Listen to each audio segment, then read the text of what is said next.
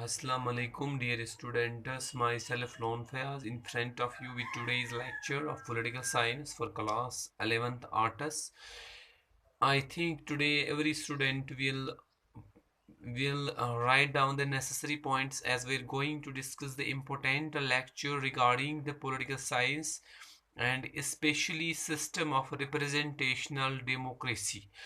The system of representational democracy जो है ये हमारा थर्ड यूनिट है। इस वाले यूनिट में हम देखेंगे आज कि कैसे हमारा जो इंडिया है, इंडिया में हम कैसे मेथड्स को कौन कौन से मेथड्स फॉलो होते हैं।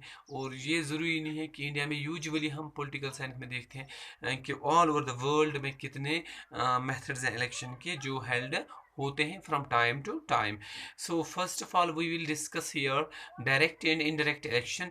सो डियर स्टूडेंट्स, आप कैसे लिखेंगे बोर्ड में? बोर्ड का एग्ज़ाम आने वाला है आपको। आज पेंडेमिक भी चल रही है, कोविड-19 चल रहा है आज।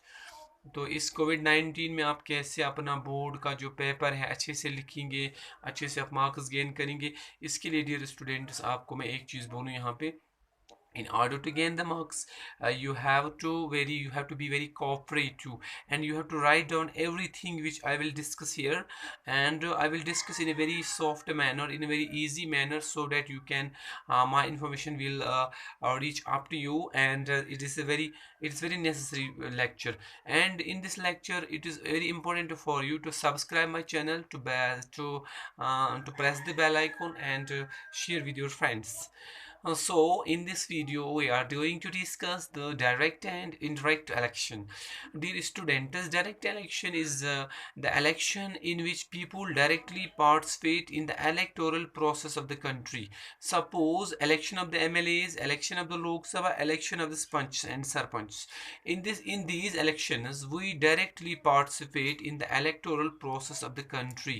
So when we directly participate in anything, that means direct election. इसमें क्या होगा, इसमें लोग डायरेक्टली पार्टिसिपेट करेंगे इलेक्शन मेथड में। वो आएंगे, वोट डालेंगे अपने अपने लीडर्स को, और डायरेक्ट इसमें पार्टिसिपेशन करेंगे। तो ये वाला इलेक्शन इसको हम बोलेंगे ये एक किस्म का डायरेक्ट इलेक्शन है। इसी तरह से डियर स्टूडेंट्स, हमारे सामने और एक चीज़ है। डायरेक्ट इलेक्शन ज़्यादातर स्विट्ज़रलैंड में हेल्ड होता है। वहाँ के स्टेट्स को हम कैंटोन्स बोलते हैं। इंडिया को के रियासतों को हम स्टेट्स बोलते हैं। यूएसए के स्टेट्स को हम फेडरेशंस बोलते हैं। लेकिन स्विट्ज़रलैंड के स्टेट्स को हम कैंटोन्स बोलते हैं। Dear students, direct election is the election in which people directly participate in the electoral process of the country. This election is usually in India for the three types of systems, like the election of the MLAs, election of the Lok Sabha, and election of Panch and Sarpanch. And इसमें क्या करते हैं, आप directly जाते हैं, vote डालते हैं, वापस आते हैं, और आप उसी लीडर को वोट डालते हैं जो लीडर आपको अच्छा लगता है। So in this election you go near the polling booths and you cast vote in favour of your good candidate, next we are going to discuss indirect election. ये ज़्यादा बड़े नहीं आते हैं एग्जाम में, छोटे छोटे आते हैं, 6 मार्क्स के। इनडायरेक्ट इलेक्शन में क्या होता है, people does not directly participate in the electoral process. क्या लिखना है आपको? people does not directly participate in the electoral process of the country, but they choose the intermediary bodies. What is intermediary body?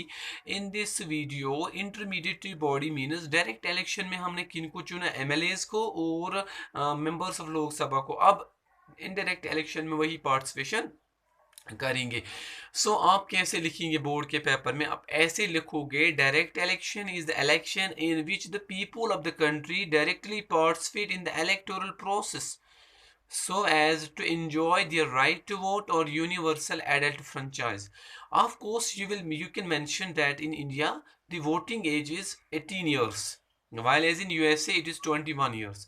And after that you have to write down the indirect election. You will go through, you will write down that it is the election in which the people never or does not directly participate in the electoral process of the country, but they choose the intermediary bodies. Suppose direct election में हमने जिनको चुना, MLAs को और लोकसभा को हमने पंच को भी चुना, लेकिन पंच का कोई रोल नहीं होता फिर पार्लियामेंट में हमारी बात लोकसभा वाले और एमएलएज ले जाते हैं। डैट मीन्स इनडायरेक्ट इलेक्शन में हमने हमने जिन लोगों को डायरेक्ट इलेक्शन में चुना, अब उनको हम बोलेंगे ये हमारी इंटरमीडिएटरी बॉडीज हैं, अब हमारे डिसीजंस इनके रिवॉल्व राउंड करेंगे।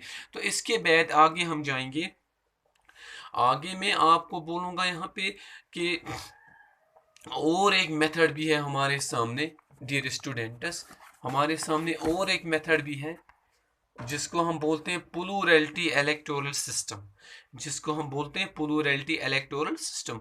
मैं ये नहीं कहूँगा डायरेक्ट और इनडायरेक्ट भी है, लेकिन आपको ये भी आ सकता है प्लूरैलिटी इलेक्टोरल सिस्टम आप किससे कहते हैं। प्लूरैलिटी इलेक्टोरल सिस्टम जो है dear students, this is one of the method we follow in India. India में बहुत सारे लीडर्स आते हैं, बहुत सारी पार्टियां आती हैं। सपोज ABCD, ए ने कितने लिए 35%, बी ने कितने लिए 20%, सी ने कितने लिए 20%, डी ने कितने लिए 13%, and 12% are not voted for anyone. इसमें हमने देखा ए ने कितने लिए 35%, बी ने कितने लिए 20%, सी ने कितने लिए 20%, डी ने कितने लिए 13%, और ये सब मिलाकर कितने होते हैं ओबीवेसली एंड बेसिकली ये होते हैं ये लगभग इसमें 12% जो वोट्स होते हैं, ये इसमें नहीं 100% में से वोट्स होते हैं एक्चुअली। ये वाला जो मेथड है ये मोस्टली इंडिया में फॉलो किया जाता है। इस वाले मेथड्स में डिफरेंट पॉलिटिकल पार्टीज आती हैं, देश में अलग अलग पार्टीज आती हैं। इलेक्शन में एक पार्टी को ए को अलग से वोट मिलेंगे, फॉर एग्जांपल 10%, बी को मिलेगी हम बोलेंगे ए को 30% वोट मिल गए, और बी को कितने मिल गए 20% वोट, और सी को कितने मिल गए 30% वोट, और डी को कितने मिल गए 10% वोट। डैट मीन्स बाकी वोट्स अब ये इनमें से हम देखेंगे सबसे ज़्यादा वोट किसने लिए हैं। For example I have already voted, A ने 30% लिए, बी ने 20% लिए, सी ने 20% लिए, और डी ने 13% लिए। As per the majority electoral system is concerned in this election process we choose the top most candidate.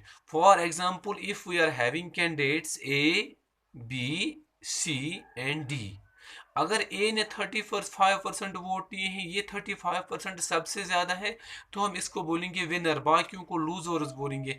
लेकिन कभी कभी क्या हम करते हैं, in this plurality system of election we sometimes go for coalitions, hung parliament, when the majority is not clear। sometimes what is hung parliament, कुछ students ने मुझे एकेडमी में बोला था कि sir what is hung parliament, when the जब clear majority नहीं होती है उस टाइम पे पार्लियामेंट में ये ड्यूटी बनती है प्रेसिडेंट ऑफ इंडिया की कि वो डिक्लेयर करे कि किसके पास मेजोरिटी है और किसके पास मेजोरिटी नहीं है। वो हंग पार्लियामेंट में हम बोलते हैं जहाँ पे क्लियर मेजोरिटी नहीं है। फॉर एग्जांपल इंडिया में हम कभी कभी कोलिशन भी करते हैं, that means India is known as the multi party system. Plurality means when there is the presence of the number of candidates, when there is a presence of the number of political candidates or political parties in any country, and they are going to contest the election, and they are going to contest the election in a very political manner. So now how will you write in the examination, dear students? You have to write down in the examination that plurality method is a method of election in which we are having the different number of candidates. You take an example of India.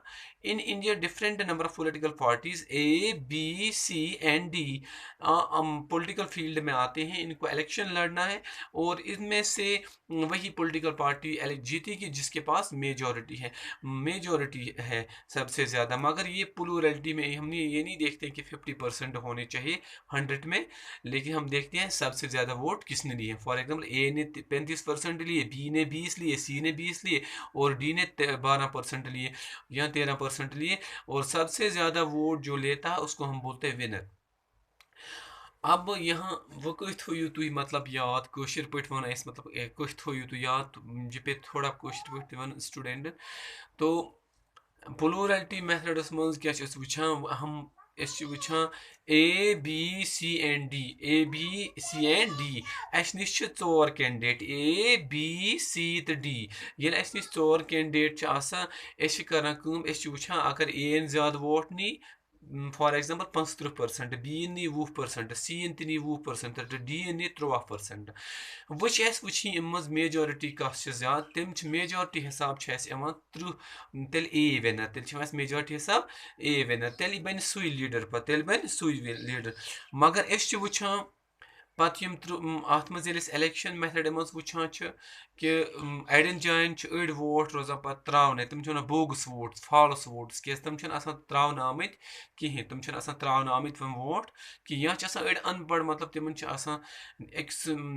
पते तम दबावान दई फिर button machine पे ये गो proper तरीक vote त्रावन कहें मगर वुचान dear students इस प्लूरलिटी मेथड